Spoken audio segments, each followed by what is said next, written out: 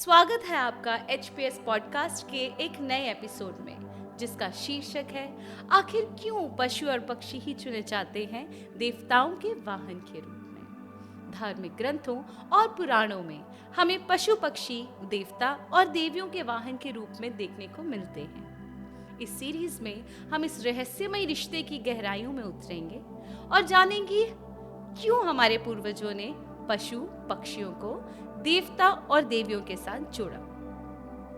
हम आपको लेकर जाएंगे एक यात्रा पर, जहां हम बातचीत करेंगे विभिन्न धार्मिक किस्सों के माध्यम से। हम जानेंगे कैसे पशु पक्षी हमारे लिए पूजनीय बने। प्रिय श्रोतागण, हमारे पॉडकास्ट की आज की कड़ी में हमारे साथ हैं दो खास मेहमान, हमारी हिंदी शिक्षिका और एक उत्कृष्ट छात्रा यशस्वी भवा। हमारी शिक्षिका श्रीमती कोमल शर्मा, जिन्होंने हिंदी के क्षेत्र में अपनी विशेषज्ञता और समर्पण के साथ छात्रों को हमेशा प्रेरित किया है। आइए इस पॉडकास्ट में उनके साथ बातचीत करते हैं और उनके ज्ञान का परिचय प्रदान करते हैं। इस सफलता की यात्रा में आप सभी का साथ होना हमारे लिए महत्वपूर्ण है। तो जुड़िए हमारे साथ इस आध्यात्मिक और पौराणिक कथाओं की यात्रा में। धन्यवाद। नमस्कार, मैं 9वीं कक्षा की छात्रा यशस्वी हूँ। मेरे साथ हमारी हिंदी की अध्यापिका श्रीमती कोमल शर्मा जी हैं। नमस्ते मैम। नमस्ते यशस्वी, कैसी हो? मैं बिल्कुल ठीक हूँ मैम। आज मैं आपसे कुछ रोचक तथ्यों के बारे में जानकारी हासिल करना चाहती हूँ। ठीक है यशस्वी, मैं पूरी कोशिश करूंगी जो भी प्रश्न तुम पूछोगी उसके उत्तर देने की। तो दर्शक, आज का हमारा विषय पौराणिक कथाओं पर आधारित है। विषय है आखिर देवी देवताओं के वाहन के रूप में पशु पक्षियों को ही क्यों चुना गया है। इसके पीछे कोई तो कारण होगा। बिल्कुल ठीक, इसके पीछे कारण है। बहुत ही रोचक विषय चुना है। ये प्रश्न कैसे तुम्हारे दिमाग में आया? यह विचार तो हर रोज मेरे मन में आता था। जब भी मैं पूजा घर जाती तो प्रत्येक देवी देवता की तस्वीर के साथ किसी न किसी पशु पक्षी की तस्वीर भी देखती, जिन्हें उनका वाहन कहा जाता है। बहुत जिज्ञासाएं हैं तुम्हारे मन में यशस्वी। प्रत्येक देवी देवता का अपना एक वाहन होता है। भला हमारे देवी देवताओं को किसी वाहन की जरूरत पड़ती है? और अगर हाँ, तो पशु पक्षी ही क्यों? बिल्कुल ठीक कह रही हो कि हमारे देवी देवताओं को किसी भी वाहन की जरूरत नहीं पड़ती। हमारे देवी देवताओं के जो वाहन है और वो भी पशु पक्षी के रूप में है, उसके पीछे बहुत रोचक तथ्य है। ये भी हो सकता है जैसे भारतीय मनीषियों द्वारा ये कहा गया है कि हमारे जीव जंतुओं के प्रति दया भावना रखें। ये कैसे?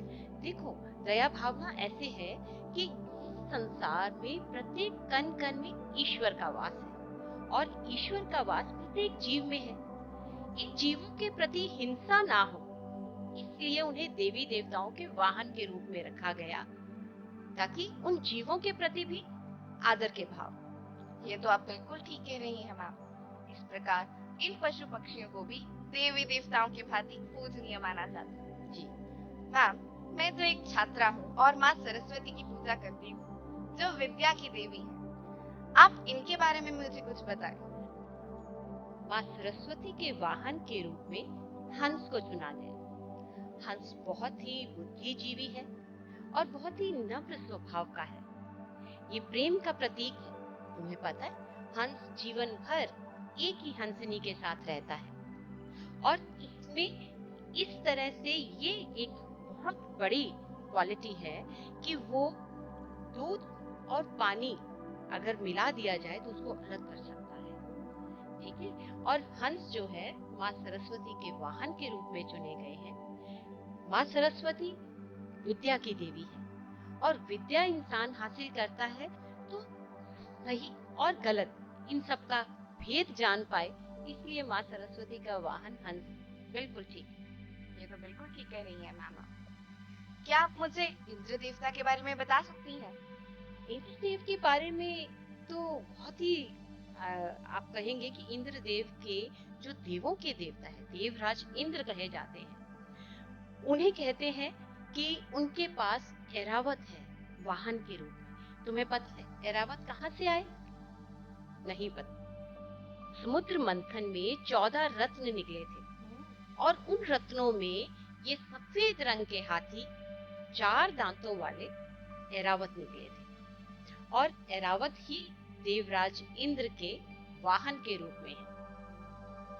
मैम, क्या आप मुझे किसी अन्य देवी देवता और उनके वाहन के बारे में बता सकती हैं? जैसे भगवान विष्णु जी के बारे में। बिल्कुल, भगवान विष्णु, उनके वाहन है गरुड़। गरुड़ और प्रजापति कश्यप और उनकी पत्नी विनीता के 2 पुत्र, एक गरुड़ और एक अरुण। उनमें से गरुड़ को भगवान विष्णु का वाहन चुना गया और अरुण सूर्य देव के सारथी बने। ठीक है, तो गरुड़ जो है वो बहुत बुद्धिजीवी माने जाते हैं। चलिए अब बात करते हैं माँ लक्ष्मी की। हाँ। दिवाली की रात हम माँ लक्ष्मी की पूजा करते हैं। जी। माँ लक्ष्मी का वाहन कौन है? माँ लक्ष्मी का वाहन उलूक है। हाँ, इसके पीछे बहुत ही अच्छी और रोचक कथा है। जब सभी देवी देवता पृथ्वी लोक पर आए और सभी पशु पक्षियों ने उन्हें कहा कि आप हमें वाहन के रूप में चुन लीजिए, तो उन्होंने, देवी देवताओं ने पशु पक्षियों को वाहन के रूप में चुना। माँ लक्ष्मी की बारी आई तो वो असमंजस में पड़ गई। उन्होंने कहा कि जो भी जीव वो पृथ्वी लोक पर हर अमावस्या की रात को आती है, जो जीव उन्हें सबसे पहले देखेगा वही उनका वाहन बनेगा। और जब वो कार्तिक मास की अमावस्या की रात को पृथ्वी लोक पर आई तो उलूक, तुम्हें पता है उलूक की क्या क्या क्वालिटीज है? हम आप बता दीजिए। उलूक जो है वो रात में जागता है, निशाचरी माना जाता है।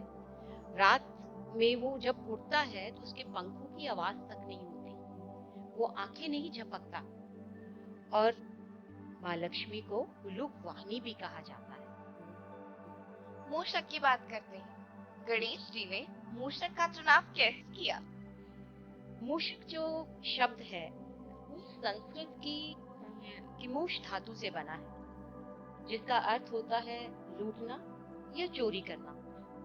तो स्वार्थ पर काबू करना गणपति ही जानते हैं। गणपति शिव के छोटे पुत्र हैं और उन्होंने स्वार्थ पर काबू करने के लिए मूषक को चुना। और तुम्हें पता है आज विज्ञान में भी इसका इस्तेमाल होता है। आप कंप्यूटर का इस्तेमाल करते हैं तो उसको संभालने वाला कौन होता है? मूषक ही तो है। माउस का इस्तेमाल करते हैं ना। बिल्कुल ठीक। तो शिव के जो बड़े पुत्र हैं, मैं उनके बारे में भी तुम्हें बताती हूँ। शिव के बड़े पुत्र कार्तिक हैं। दक्षिण भारत में उनकी बहुत पूजा की जाती है। उन्हें स्कंद भी कहते हैं। उनका जो वाहन क्या है पता तुम्हें? उनका वाहन मोर है। हाँ, और कार्तिक का वाहन मोर है। और मोर जो है उन्हें विष्णु भगवान ने वाहन के रूप में दिया क्योंकि वो साधक है।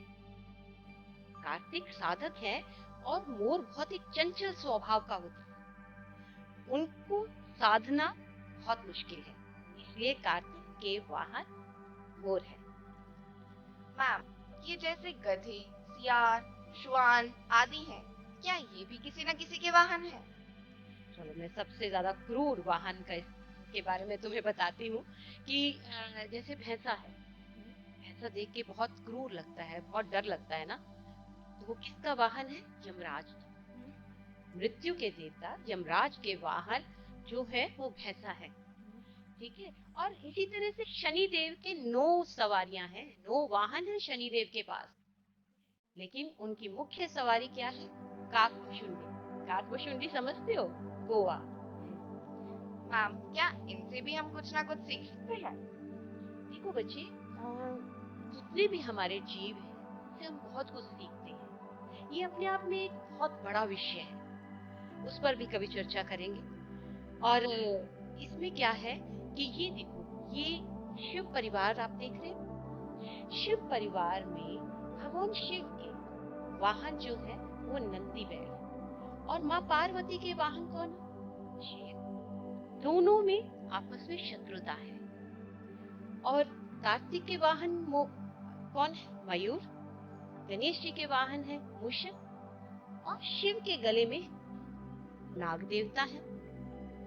नाग देवता मूषक के शत्रु है और मयूर जो है वो नाग देवता के शत्रु है। ये लेकिन यहाँ पर सब एक परिवार की तरह है।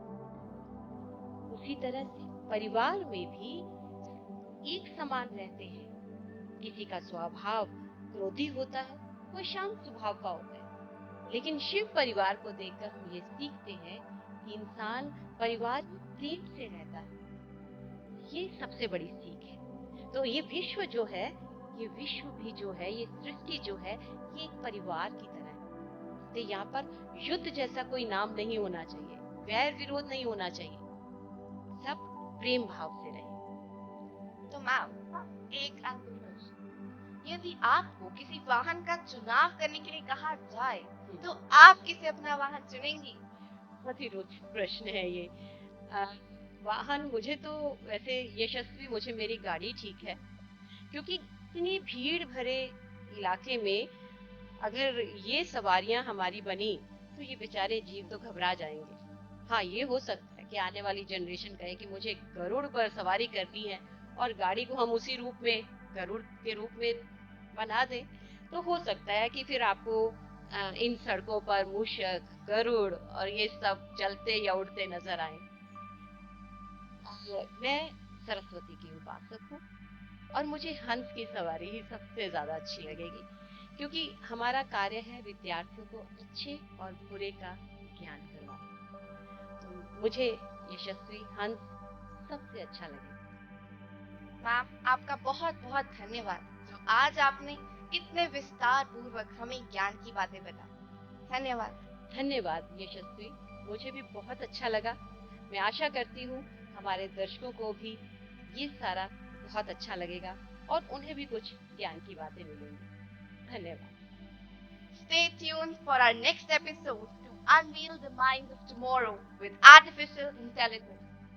Thank you. Thank you.